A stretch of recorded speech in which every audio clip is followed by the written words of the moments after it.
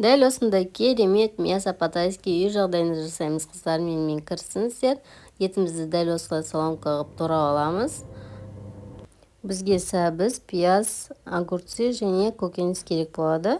Дәл осындай пішінде турап алып, қызып тұрған майға осылай етімізді салып, жақсылап қуырып аламыз қыздар.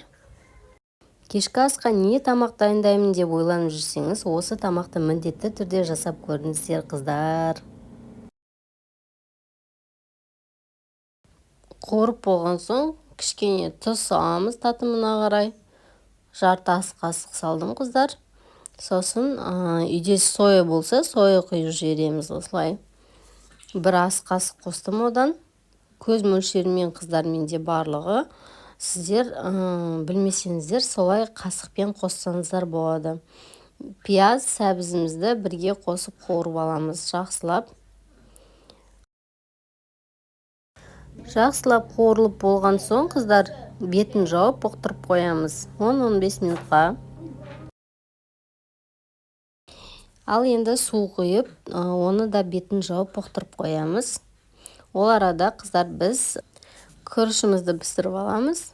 Дәл осындай керемет болып шығатын күрішті пісірудің жолдарын сіздерге егер керек болса жазда кетіңіздер, мен келесі видеода саламын.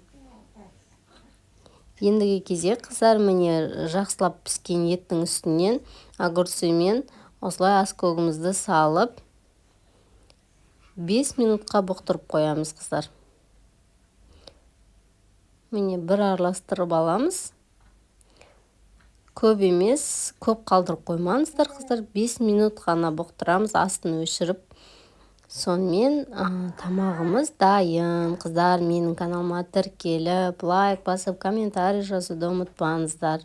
Мен сіздерге керемет рецептермен бөлісіп отырамын. Мінекей біздің дайын болған тамағымыз мясо по-тайски.